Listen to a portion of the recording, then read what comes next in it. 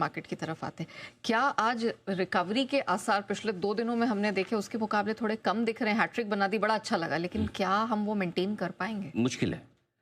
आज मैं उतना कल जितना पॉजिटिव, कल जितना बुलिश नहीं। कल हमने कहा भी कि अगर गैप डाउन ओपनिंग हो तो आप खरीदें, पहले सपोर्ट लेवल पे खरीदें, बड़े सपोर्ट लेवल पे खरीदें। और कल वो आपकी कॉल सही भी पड़ी, 25,150 के नीचे नहीं जाएगा, वो भी ठीक था, सब कुछ ठीक हुआ। लेकिन यहाँ अनफॉर्चुनेटली आज वो कॉन्फिडेंस नहीं है। क्यों?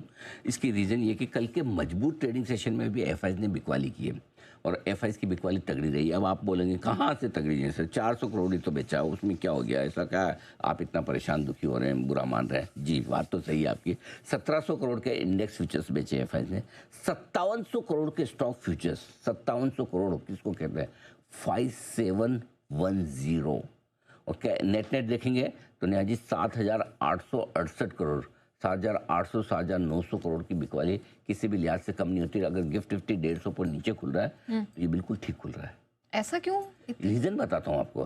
कल आप 70-80 पॉइंट नीचे खुल रहे थे गिफ्ट निफ्टी पे, जबकि कल तो बिकवाली के आंकड़े भी नहीं थे। करेक्ट। अब जो लोग खाली कैश के आंकड़े देखेंगे वो बाजार को सही तरीके से एनालिसिस नहीं कर पाएंगे। अगर आप कैश के साथ एफआईज ने फ्यूचर्स में क्या किया है, जब तक वो मिलाकर नहीं देखेंगे ना, तब तक आपका एनालिसिस बराबर नहीं होगा। इसीलिए हमने सबसे पहले शुरुआत भी इसकी की कि आंकड़ों को कैसे मिला के देखें। अब धीरे धीरे सब लोग समझ रहे हैं, करना शुरू करेंगे, कुछ कर चुके, कुछ अब करेंगे, लेकिन आपको मिलाकर देखना है। और इसलिए कल के एफआईज के आंकड़े बिकवाली के बहुत ही खतरनाक है और इसीलिए आज गैप डाउन ओपनिंग होने पर हम खरीदने की हड़बड़ी जल्दबाजी नहीं खरीदेंगे करेंगे। पहले सपोर्ट लेवल पर नहीं लेंगे, मजबूत सपोर्ट लेवल पर ही खरीदेंगे, वो भी देखकर जांच कर संभल कर। उसका कारण ये भी है कि बजट है रविवार को, और आपको याद दिला दूं, वैसे तो जी बिजनेस के सारे दर्शक समझदार हैं, जागरूक है, जानते हैं संडे के दिन बजट आएगा, रविवार को 1 तारीख को, संडे के दिन बाजार भी खुले हैं, पूरे दिन ट्रेडिंग होगी रोज की तरह।